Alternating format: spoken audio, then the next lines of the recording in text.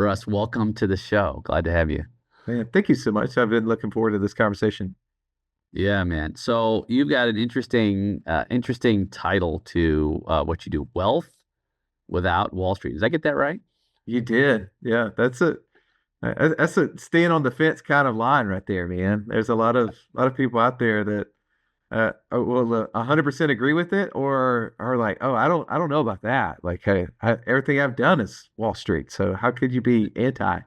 Right. Yeah, that's like that's the identifier, right? If Right, anything, I give you an example. When my son and I went to New York not too long ago, he wanted to see the bull. Like right, that was like I got dad, we gotta like see the bull on Wall Street. That's the symbol. right. So what does it look like to have wealth without Wall Street? Yeah. Well, to me, it's a much more simple, stress-free way to do life. And I say that because I came from the Wall Street background. So I was a certified financial planner, investment advisor, and had done that all the way up until the crash of 2008. And I realized quickly at that point, Nate, that I didn't know as much about the investment markets as I thought I did, right? All the things I'd been taught up to that point had really been proven incorrect. And for me, that created a lot of stress because I'm one of those that feel the pain of others. I just remember my wife was having our first kid. We have four. She's having the first one. The nurses spent more time tending to me, the dad over there having stomach cramps because I'm feeling my wife's cramps. And I felt that whenever people were losing 30 and 40% of their money back then. And so I wanted a path out of that. So through a lot of research and time, I found that financial freedom didn't equal having, multiple seven figures in some sort of account and waiting till 60 plus to start living the life that you felt like that you wanted.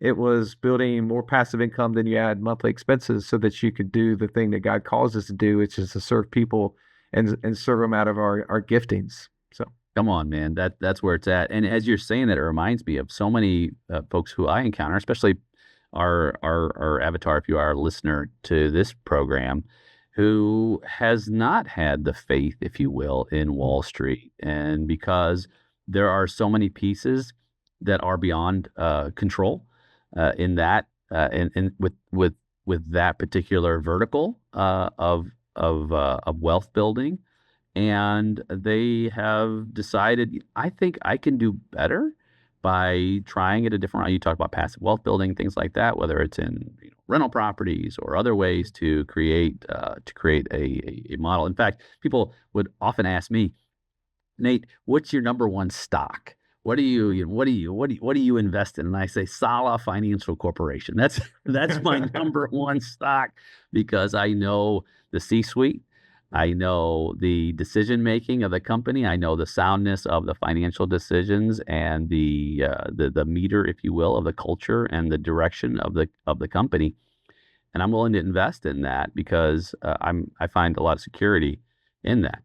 So I think you really hit a chord, if you will, especially from the perspective of God honoring mm, and investing of our time, talent, and treasures. And in fact, with our leadership development program on the Great Summit side, we have our G3 model, if you will.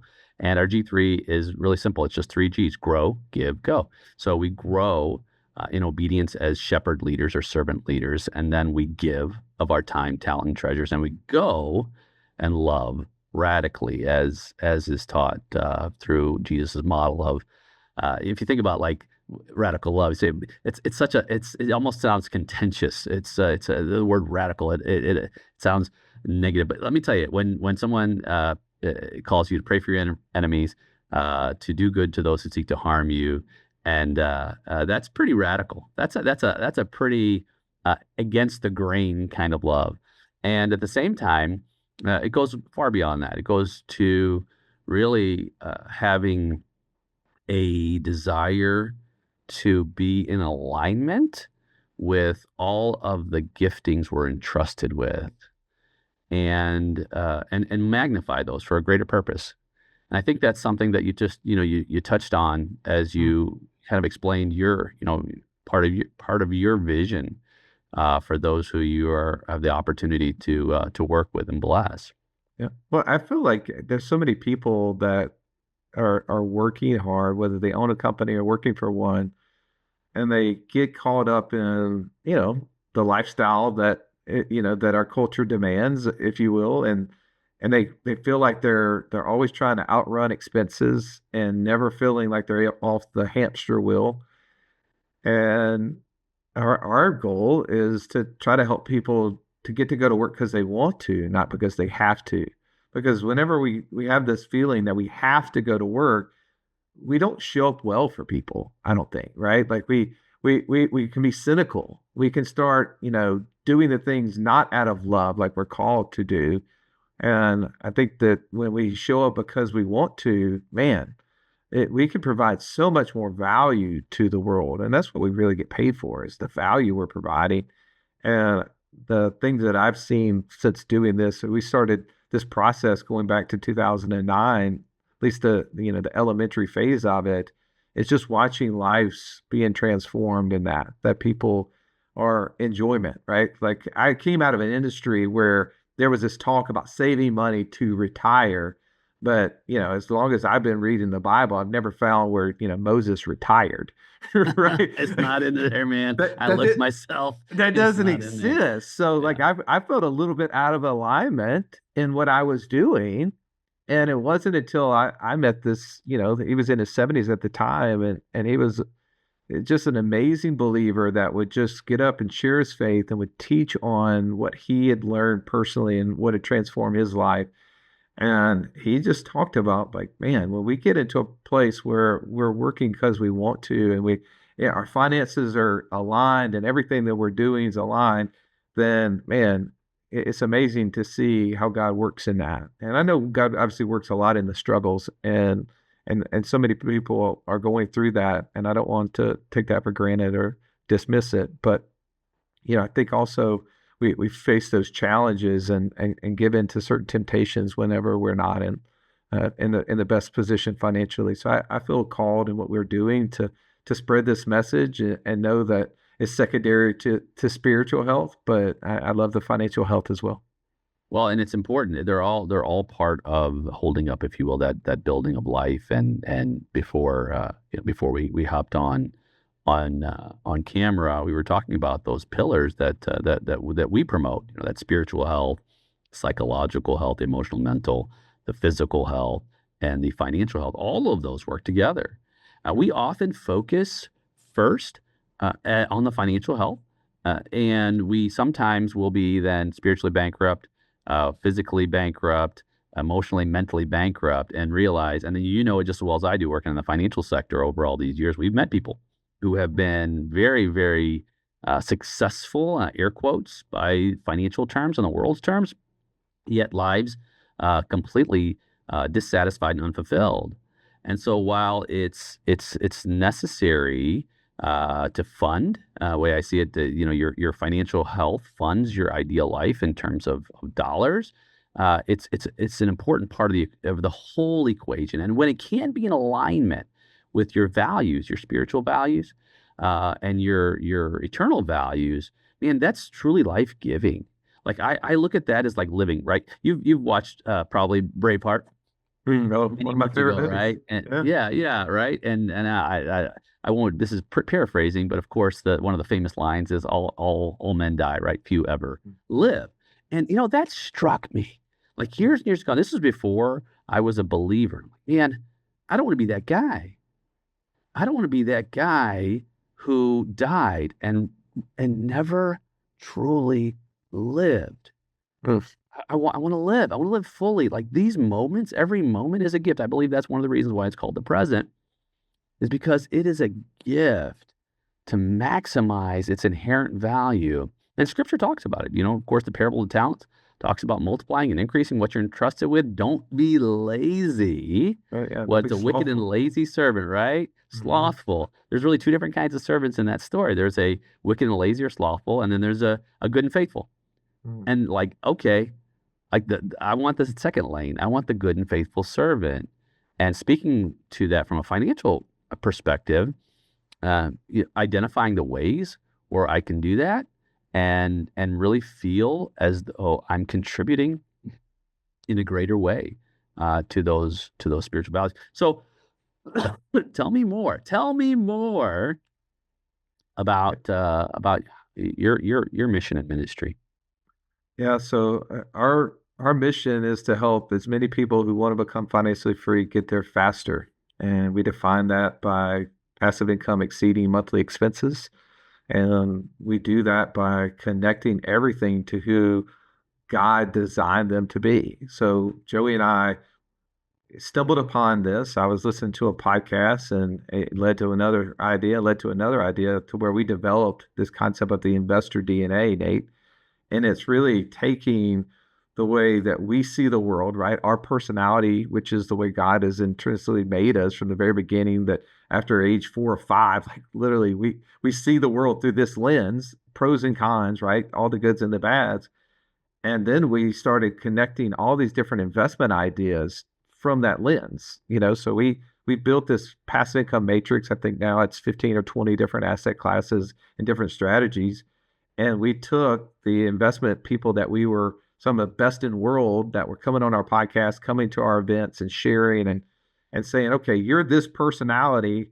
Tell me what is it that you like about this asset class? Why do you like it? What is the things that you don't like about it? And what are some of those key things that I need to know? And we just kept doing that over and over and over again to where now when someone comes into our world, they're typically saying, hey, I'm tired of feeling like I'm on this hamster wheel going and don't really know how close I am to being free. And I would like to know, but I don't know where to start because there's all these ideas. Do I just choose the one Nate's doing? Do I just choose the one Russ is doing? Who do I follow? And I don't think that you should follow anybody. I think you should follow who you are in that. Like, so for us, it was connecting that those traits to the different ideas and narrow down the path. And so someone can go into our world and they can figure out once they kind of build a system that they can start picking assets based upon the way that God's gifted us and go faster. And I could, go on and on and on about that. But that's been one of the eye-opening ways that I've seen people become financially free and then just start to see the fruit that's produced because of that. Mm-hmm. Wow. So if someone were to, I love the idea of it, the investment DNA, and I wrote down investment DNA God's way. Like what, how does that play out in practice? Well, so I'll just give you my profile. So I don't know if you're familiar with DISC, the DISC assessment. So you have the drivers, the influencers, kind of the steady empathizers, and then the cautious analyticals. Well, I'm an influencer. I'm one of those that, I go toward people. Aye, right? Same. I knew we had something in common. Like, give us a microphone and a camera. Let's roll. Yeah, just put the lampshade on us in a party, right? We're gonna be the light, Yeah. right? And so that was, the way that whenever I started looking at investments, the first thing that I did investment wise is I bought a single family rental. And I don't know anything more boring than single family long-term rentals. And I had friends upon friends and mentors who had made so much money, had been so successful doing it. And so initially I thought, oh, well, I'll just follow them, right? I don't even reinvent the wheel. I just follow them. And it was so boring to me. And I didn't understand why until I understood this investor DNA concept that the I wants to influence, the I wants to be involved. We want to, I like businesses, right? I think probably one of the reasons you love being in leadership and in that area is you like to be involved and you want to help influence. And I did too. And even though I bought this property in my college town, I had, 20 nieces and nephews at the time. I thought, why wouldn't they all want to go to my college, right? Like, if sure they're going to go there. And to now we've had one out of those 20 that have actually gone down there, and this was years and years after the fact. I never had anybody that went and stayed in my unit that I got to influence. And no matter what I did, I couldn't influence the outcome of it. And it was, for me, one of the worst investments. It cost me, I think, 10 to 11 years of finding this financial freedom as we talk about having passive income exceeds monthly expenses, because I just assumed everything was like that. And it wasn't till we started a podcast and we started interviewing people, and I interviewed this guy that was talking about short-term rentals and how he was going on these, sites like VRBO and Airbnb, and he'd find these locations, he'd get to describe them, he'd get to host people at them, and how the cash flow was just stacking up hand over fist. And I thought, that sounds interesting. That's exciting to me. And so my business partner and I took a long-term rental that he had and converted it into a short-term rental and immediately got excited because of how we could influence it. And we grew it to over 25 units in less than 18 months, that business. Now we installed an operator because as an I don't want to be in the day to day now. Oh yeah. Those are details that you and I don't Speaking my really want language. to, we don't want to be involved in the details. But I did like having those weekly management calls. I did like being a part of, you know, being able to promote it and talk about it and bring people into the world. And it was very profitable. It was a very influential business for us. So this is just an example of what an I likes and what an I doesn't like. And every profile has that. And there's all these different asset classes that we've seen have success, and they all have the potential for you to be successful in them. But the difference is if it doesn't connect, like I wasn't going to go buy 100 rental properties like some of my mentors and friends were that were having all the success. That just because if I was like, if I don't like one, I'm not going to like 100. And when I found the opposite, like with the short-term rental, it's just that one thing. I was like, I like that. I could see having 25 or 100 or whatever it is. And I think when people can connect who they are and the way guys give to them, they'll have way more success and more enjoyment in the process. Mm. Wow. Yeah, that speaks to me, and it's so important to work in your genius and you're in the area that you're most driven and you're most gifted in, and because it can be not only stressful to work outside of that, but also won't be effective. Right. Yeah, yeah, and so now when you're in your area of wealth building. Uh, Tell me about how this is accomplished for your end user. Do they invest in rental properties? Do they invest in short term? Do they just give you cash and say, "Hey, make me some money"? Yeah. Well, so we feel like our job is to help people become better investors. That's a super important piece. We want to help them avoid all the mistakes that we made early on. I mean, I've lost my business partner and I've lost more money than most people have ever invested, and that's not a brag. That's just that is a share to tell you that we learned a lot of lessons. So we start kind of with helping people organize cash, put it in a place that they can access it and use it.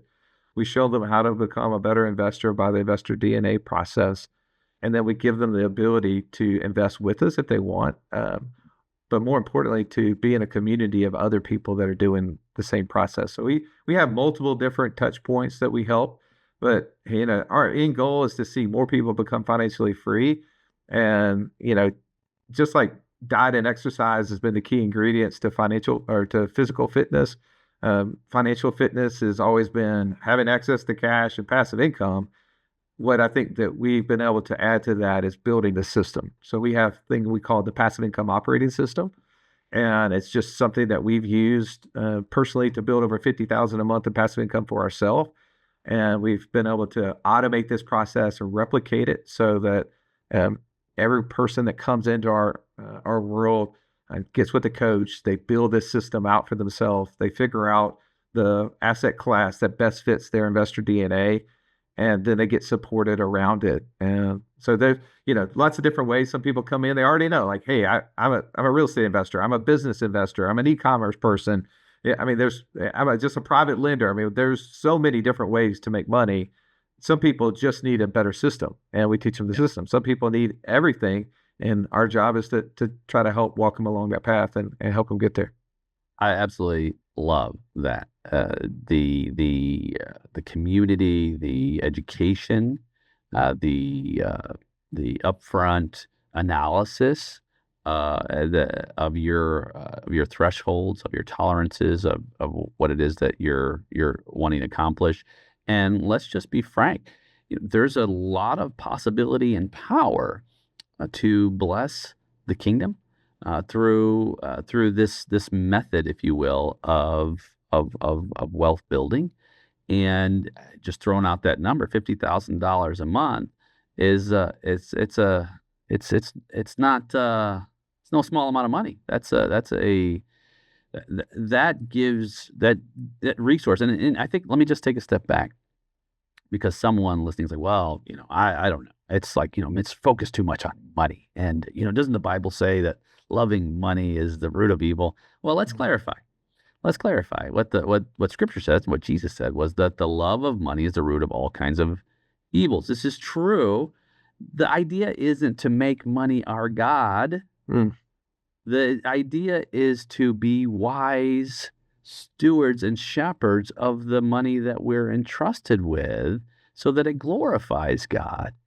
Don't be the lazy and wicked servant who buries it and says, well, I'm not going to focus whatsoever on financial health. Guess what?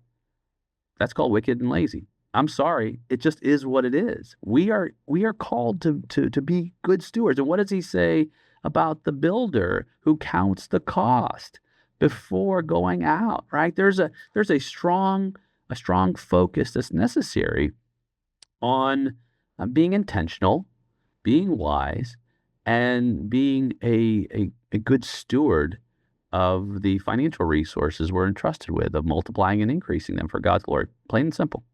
There's no two cents about it. There's no two other ways about that. That's it. And so what you're describing to me is very attractive in many ways. One, because most people, especially if you're a business owner or an entrepreneur or someone in leadership, or you're busy and you've got a lot going on, and you don't have the resources and the tools to go out there and try to figure it out all on your own. If there are systems in place that are God honoring in terms of how to build wealth, then I would encourage anyone listening to take a hard look at that. Secondly, this has just recently happened. A member of my group had a major health issue, and had to hit pause in business, Mhm. and because of passive wealth, actually had greater earnings in the downtime, Okay. and that says a lot. That says a lot. That gives, again, back to planning. Here's the thing. There's a lot of things we can't plan in life. You know this. We're both past middle age. If you were to say, if middle age is at 40, we're on the other side of that, right? And as you've experienced, and I'm sure our listeners experience, there's a lot of things we think we can plan, but plans change. Plans don't always go the way we expect or even intend. However, I would submit that there's one plan that will never go wrong, and that's obedience. Mm. Obedience to God is a plan that is unfailing. And when we are obedient to walk in these areas of health, as described, spiritual health, psychological health, physical health, and financial health, then we leave the increase to God. At the same time, we do the work. I tend to look at it like a partnership, right? We do the work on our end, and then however that grows, however fruitful it is, it's done, I think best in community, because we're not we're communal creatures. Of course, that many of the scriptures where where two or three are gathered in my name, there I am also. A cord of three strands is not easily broken. Iron sharpens iron, and go on and on. And the aspect of community is very exciting. And I'd love to just talk a little bit about that aspect of your community, your ecosystem, if you will, that fosters this passive wealth building environment. Yeah, I think sometimes we can feel in isolation, and that's not where we're called to be, right? And so I love the fact that in community we get to gain insight from others, but also we get to be an encouragement to the saints. And while our community is not, a covenant community by any stretch, Joey and I lead it from a perspective of we share our faith in everything that we do. When we do live meetings. We open up in prayer at every single breaking of bread, and we also on Sunday mornings, if we are having a meeting over the weekend, we lead with a Bible study, and it's amazing how many non-believers we have show up to those things. But I like the fact that we can create more together and we can support each other well. I mean, the blessing I've had within the financial industry when I used to meet with people one-on-one is people will come in and financial stress leads to all sort of things and it creates an opportunity to speak into someone's life into a deeper way. And I think every one of our coaches see that as an opportunity when they meet with someone, when they feel that you know, they're open to being able to say, "Hey, do you mind I pray for you around that?" And I love that to me. But as far as the community, it's we run masterminds and we have free groups and everything else. And inside of those communities, there's all sort of different chat mechanisms where people can talk about what they're working on, what they're uh, their biggest pain point on. Like yesterday, I had one of our members sharing, that she was looking to get her 18-year-old involved in something. And, what she had heard a podcast episode we did on vending. And my daughter, my business partner's daughter, just recently started a vending business. And the vending world has changed significantly, by the way, Nate. It's not no longer the put four quarters in, punch a code in, and have it spit out and try to not get your wrist stuck into the drawer at the bottom. It's like put your credit card on the door. It's an opening a refrigerator and pick out whatever 10 items you want, if you will. And so it was just sharing with her that this is an opportunity. And it's funny because at our one of our last live events, this mom had brought her son with her because her husband was at a work event, and so he couldn't be with her, couldn't be with him, and so she was like, "I'm just, I had to bring his Game Boy and was just saying, hopefully he will just, be content while I'm here." And she left in tears after the event because one, at almost all events we do, we encourage teens and young 20s to come, and we do something called Investors in Training. And her son got involved in that, and at the last day was saying, "Mom, I really want to get this business started," and start telling her about the specific idea that he had learned at that event. And she was just like, this just, brings so much happiness and joy to me to see that my son could get involved in something because there she is in her mid to late 40s trying to figure out where to start. And just, yeah, I think we all could probably envision, man, if I could have thought about these things that I'm learning now and could have applied them. I mean, just the scripture, right? Like I was walking lost for so many years, and it wasn't until we had our first daughter where guy called me, and I just think about all that wasted time. Thankfully, just like the laborers in the vineyard, like I'm coming in late, but I still have opportunity, right? You still get the reward. I still That's get the right. same reward as That's right. as everybody else. But so I don't know if that answers your question, but Yeah, we love it does. community. Yeah. It's such a blessing. Well, and that's the key. The key word is love, indeed, and I think that's the foundation, if you will, for strong business, strong community. And you had mentioned that same here. When I was really growing in business, and actually we're about to celebrate 30 years in business here this coming month, which is a total blessing. It was a long struggle for a long time, and any business owner knows this that most of us don't knock it out of the park. First shot out, it's the school of hard knocks. A lot of labor, as you had mentioned, about losing, if you will, or investing more money in education. That's what I call it, education of learning what not to do Right. in your business for many years. And it was almost as though I stumbled upon it, although it's super clear in Scripture. The foundation for true success, if you will, is love, right? And that's what the greatest commandment or the foremost commandment when Jesus was having the conversation with the scribe. Love the Lord your God with all your heart, soul, strength, and mind. And love your neighbor as yourself. I think Jesus, when you peel the layers of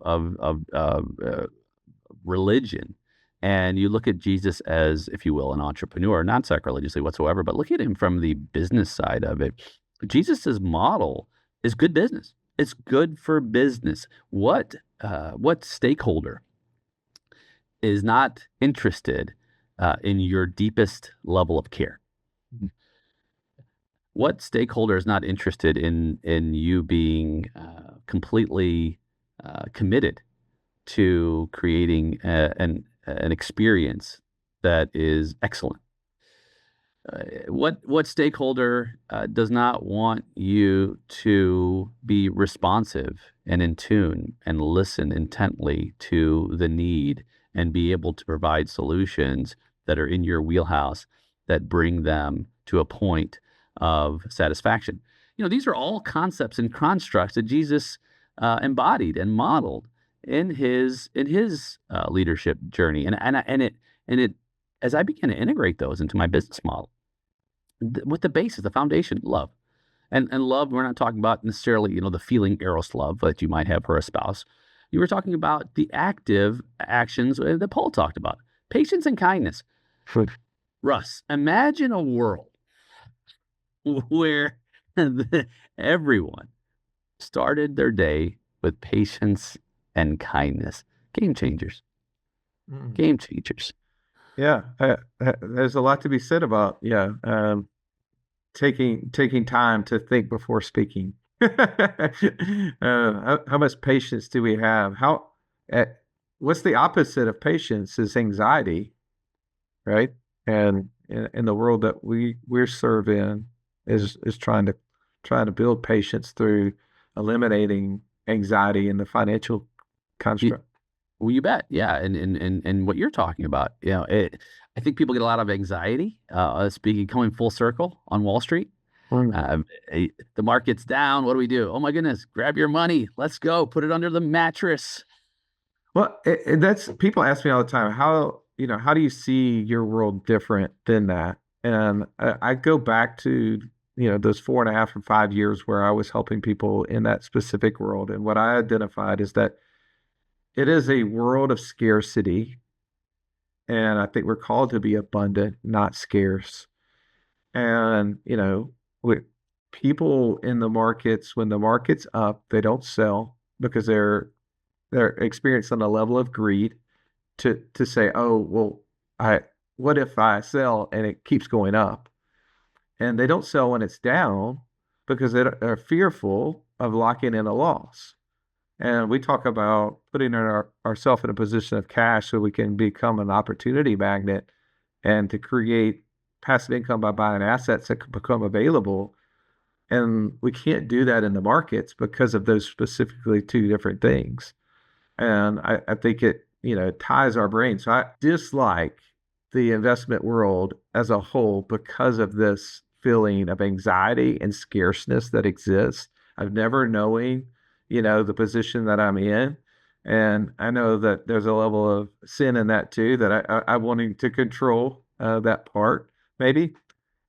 But I just, when my mentor got up and he talked, he was 80 something before when he was passing, and he just talked about the freedom that he had been given over the last 50 years of his life of sharing this message, a part of what we share, and how stress free it was, and the generational impacts it had, right? And I definitely want to impact as many people as possible. And I think being good stewards, as you said, of money is one of those items. And also, we can, impact the kingdom. Like there's some people that are called to go into the mission field, and there's others that are supporting them. Right. And every good gift comes from the Lord. And I'm, if I'm not in the mission field immediately, I know we're all in, we're either a mission field or missionaries, one way or another, right? So we're all doing that work, but actively out there, then I want to be supporting as many of them as I possibly can. Amen to that. Amen to that. And that's part of this. The more I can grow in these areas, and financially is clearly one of those areas of growth, then I can give more. That's the model. Grow and then give. That's awesome. There's a future leader, right? There's a future financial leader in our background. You talked about next generation too. And I think that's important too, and to make sure that we don't lose sight of feeding in and preparing through our example, through our model, and then through, of course, our the resources we have to that next generation. Prepare them to be good stewards, good, wise investors of what they're also entrusted with. So I love that you mentioned that vending possibility. My son's 17 now, be 18 soon. He's always looking the same thing. What possibilities are there for me? And I think we need that. We have a disparage in our culture and society where so many young people are just kind of shooting for the moon, and they think that they're going to have 50 million YouTube hits and so on and so forth, and that's okay. However, there's practical and reliable ways to invest, as you said, passively as well. We just need those resources available to us so that we know the ways and the steps to make that happen. Yeah, totally. If you can build a system, something you can follow, that's where they call me the idea guy, Nate, on our podcast. Not necessarily good or bad idea guy, just idea guy. But to be honest, I love to see a system. I love to see a process and then innovate from it, instead of having to create one from scratch. And like you said, we live such busy lives, so many times, so much time we don't have to dedicate toward these things. And if there's a process or you see success in what other people are doing, if you're trying to think about, okay, well, I've been successful, but how do I help my kids be successful? I don't want them to, just assume they're going to inherit everything and, then not go through all the hard work that I have gone through. But also, I want them to have a better life than I've had. Like, these are all questions as parents, as business owners, leaders that we have. We're trying to figure out what is the best way. And so, we battle with that. And one of the things that I've seen is, you know, the people who've done it best have brought their kids and got them involved. I mean, for those who are watching, you got to see my son walk in. That's just a normal occurrence. He brings me lunch every single day, and it's been the blessing of us having my home office above my garage. And I used to be like, oh, please don't come on camera, right? But I want to get him involved and take Yeah. him on our events and have these conversations and talk about the things that we're doing so they're not foreign when they get to that point. They're not afraid of money, right? The concepts of money is evil, right? There that can live out there, that money is evil. And as you said it so well, that it's the love of money is what we're to avoid. Money in itself is, just money. And obviously all these things that we're getting are blessings from God. So they're all good gifts. And we talk about money and we talk about what money provides and how we can give and all of these things. And we're called to be good stewards, but we're called to be producers. And Mm. so I want my kids to know as much about money as possible, both the goods and the bad, so that they're more prepared when they go out into the world, not less. Amen. Amen. And where can people find you, Russ? Yeah. Well, my team created a link just for this podcast. So with all the resources we have, you go to what's.wallstreet.com /a call to leadership. You can get access to our podcast, our community. There's tons of free resources on there. One of the things that we built, I guess about 6 or 7 years ago, was this community. It's got about 9,000 people in it now, and it's free to join. And you can actually DM me in there and just let me know that you heard me on this podcast and tell me how I can support you. Wonderful. Yeah, and we'll make sure that's also in the show notes. Now, before we hit record on this conversation, you had mentioned that or asked if there's going to be any rapid fire questions that were at the end here, and I said no, there won't. I'm a man of I'd like to say integrity and being honest. So there is one question, not rapid fire, but it's the question that I ask when it's convenient and timely, and a question I believe is important. I think that one that I'd love to hear your answer regarding this journey we're on as human beings, as in your case, of course, in my case, people of faith. And one day, you and I will both be at that great summit. Now, great, when I see the great summit, it can signify, of course, the top of the mountain, the end of the journey. It can also signify that great meeting, if you will. A summit is an important gathering, right? That's the way we look at summits, and it's at the end of our journey when we gather with the triune God and all those who have come before us.